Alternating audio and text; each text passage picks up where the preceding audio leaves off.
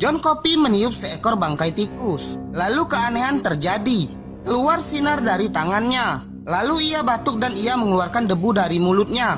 Semua sipir penjara merasa kaget melihat hal ini. Ternyata John Copy menghidupkan kembali tikus yang telah mati itu. John mengatakan pada Paul kalau Percy adalah orang yang jahat. Tentu Paul sangat marah pada Percy yang selalu menyakiti para tahanan.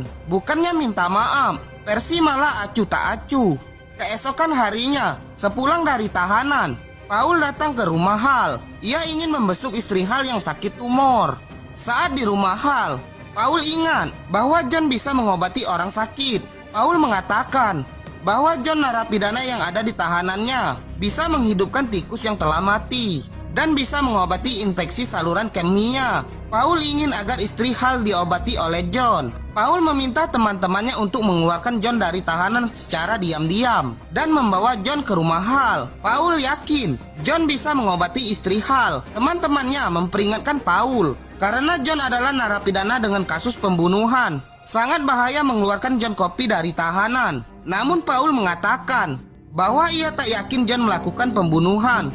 Akhirnya teman-teman Paul setuju. Malam itu, Paul memberikan obat tidur pada William karena William tahanan yang berisik. Lalu setelah William tidur, Paul menyekap Percy ke ruang isolasi karena mereka takut Percy akan membuat ulah. Mereka menyekap Percy dengan alasan bahwa Percy berlaku kasar pada tahanan. Untuk itu, sebagai kepala sipir, Paul menghukum Percy di ruang isolasi. Setelah semua aman, Paul dan teman-temannya mengeluarkan John dari tahanan. Namun saat John keluar sel, William yang sudah diberi obat tidur bangun. Ia memegang tangan John Copy. Karena sentuhan itu, John bisa melihat perbuatan jahat William. William yang dalam kondisi ngantuk pun jatuh di ranjangnya. Setelah itu Paul membawa John keluar tahanan. Sesampai di rumah Hal, perlahan-lahan John masuk ke kamar Melinda dan terlihat Melinda sudah sekarat. John lalu menarik tumor otak Melinda. Tentu Hal tak percaya melihat kejadian ini hingga rumah bergoyang hebat.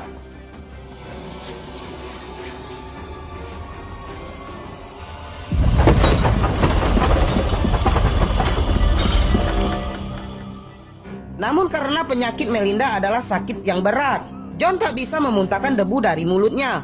Ia menelan penyakit Melinda ke tubuhnya.